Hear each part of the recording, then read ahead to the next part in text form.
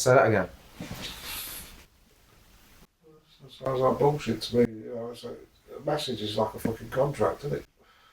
You know, that's what a message is. You know, Well, it could be if you accept it. You don't buy into it or you don't. You know what I mean? In terms of like, not with money, but with...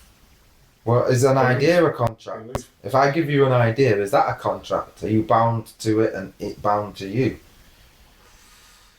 I mean, you say a message, or you just... Is it that message provokes a particular reaction, given where it's come from, given its history, given who's used it in the past, and how we know it can be deceptively manipulative. What message? Well, the Bible is one that's manipulated, isn't it? But all messages these days are manipulated. Your internet phone line and it's been spied on and manipulated. You know, when you write an essay for school and somebody looks at it, it's being manipulated. I suppose if you wrote a book, even the words, people have different visions of the story you're telling, and therefore they're manipulating what you're saying to suit themselves. What do you mean by manipulate? Do you mean government? Who said manipulating?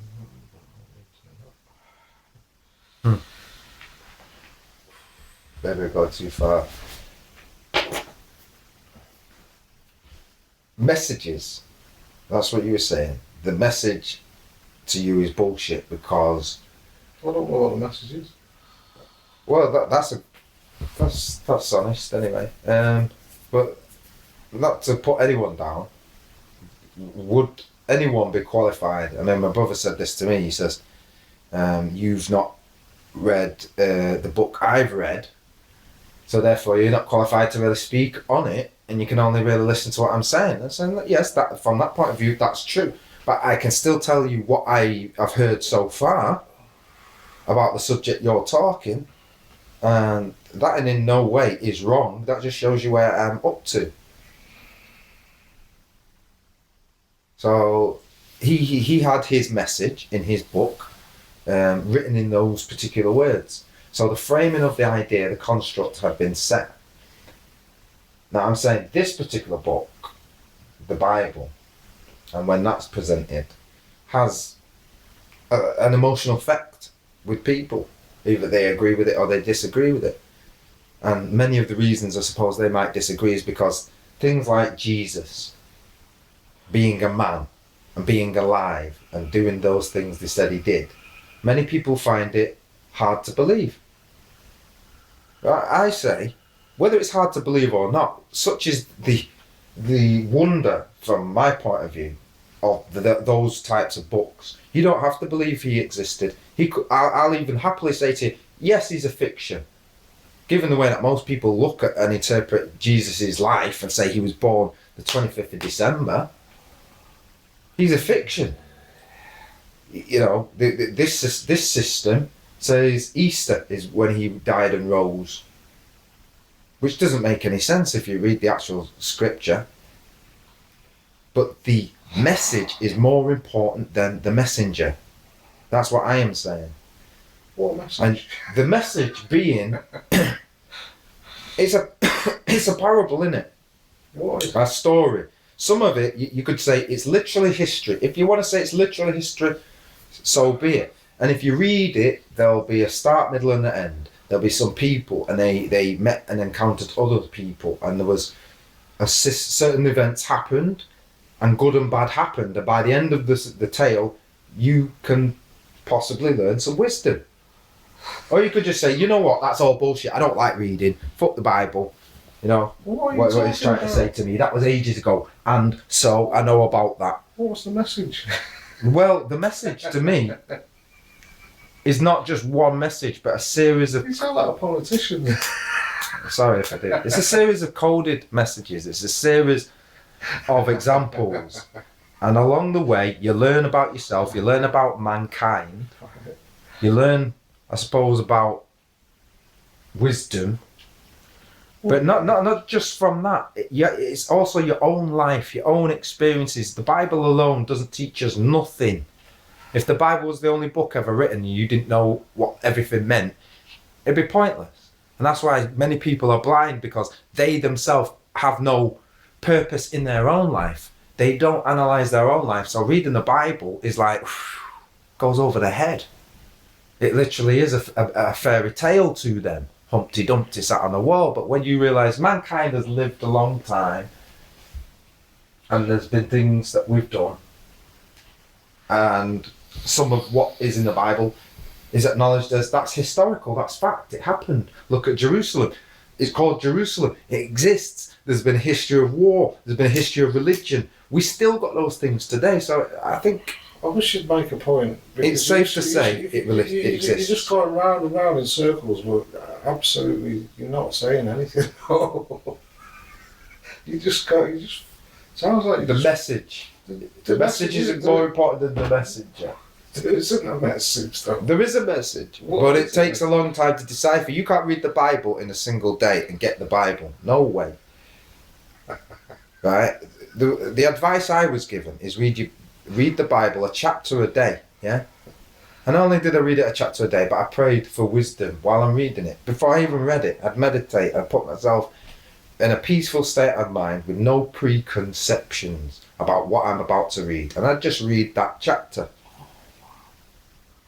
And it takes 3.5 years to read the Bible from cover to cover, reading it a chapter a day. So to read it twice takes 7 years, and I've read it more than twice. But after reading it twice, because each reading gives you something different, but your life is also part of the message. So it's school for big people, man. You should be a preacher. No? You mean, it sounds like you're preaching now. That's what it sounds like. It sounds like you're trying to get me to read the Bible. No, you don't have to. You don't have to. It sounds like some sort of salesman trick. I mean, I asked you for the reason, what the message is, and you ain't telling me. If I tell you, these days people don't believe. So I could have been. So you have to come the opposite way around with people. You have to basically their own curiosity. They will have to choose to read the Bible themselves to know exactly what I'm on about. Because yeah, it is all a mystery. It's not for those that don't want to know. If you don't want to know, well, it's a relationship. God's a relationship. He wants to know you, but you not wanting to know him means that he can't know you until you're ready to know him. And the only way you can really know him is to know yourself. But some people start off on the path of naivety and believe that there's the separate entity of God that they get to know, and it's almost like madness.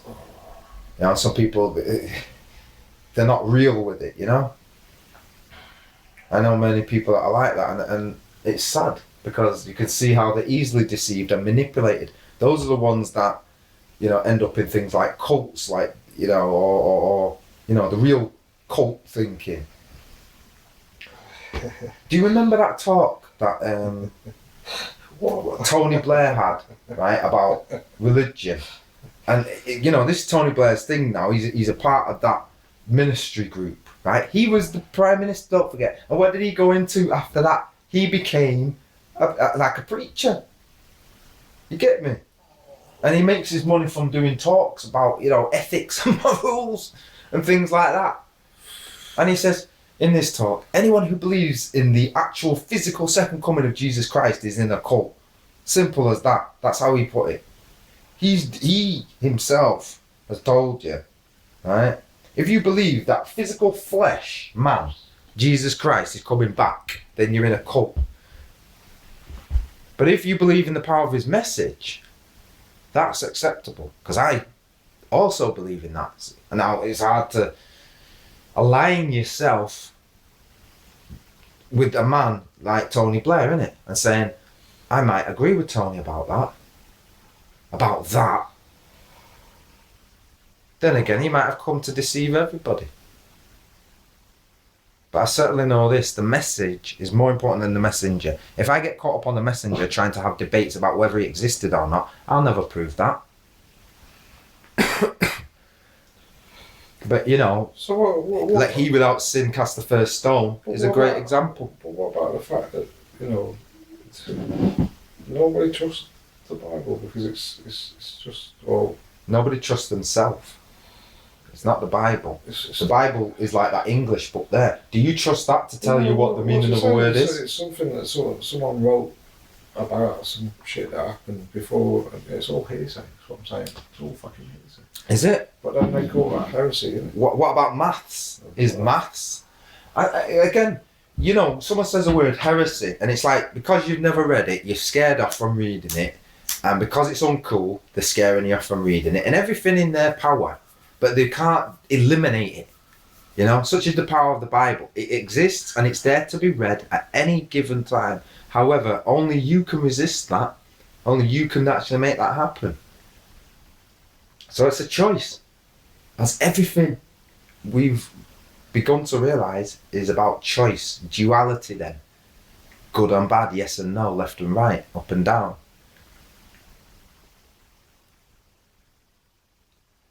Because when it comes to us, our thinking is very babyish. You know, even though there's shades of grey between the black and the white, the good and the bad, we tend to think two-dimensionally, 1 and 2, good and bad. We're not ready for some of the higher concepts. Our brains just can't fathom it. That's why God wrote the Bible and talked about us and talked about our behaviour, and hopefully we'll get it. I hope you get it, you know, because really, God is more than that. I'm creating galaxies and stars. Do you know how many physics is involved in that?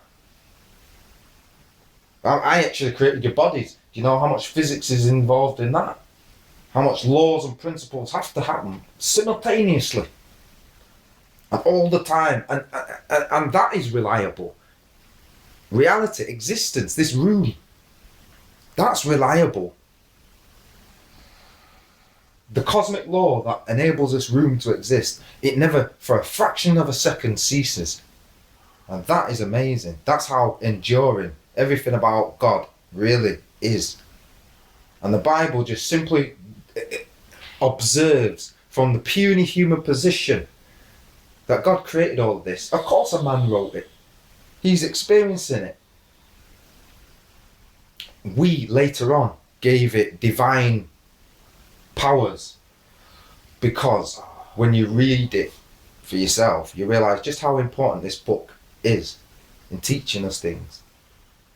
But it's also been canonised, it's also been abused, it's been taken by the Vatican and copywritten and all the rest of it, and canonised. But if you read other things as well as the Bible, if you're open-minded, the Bible is a way in, and the Quran is also a way in. And Buddha is also a way in. Done in the right way. But just like anything else, you do Buddha in the wrong way. A way to what? A way to find self. To find I amness. To find the purpose of life. Why you're here. Why you were created. There's a you. There's a me. And I asked this question, you know, when I was early, I think it was about 11 or 12. And the minute you ask that question, you're no longer a child. It's the beginning of your adult education. Because you're self-aware. Before that, of course you're aware of self, but you're not asking those unfathomable questions. Alright, I was born, but you know the thing that gives me consciousness, the I am. Where the fuck did that come from? How does physics, how does having a body explain that? You know, and here I am. Well, maybe I've unwittingly discovered the answer to that.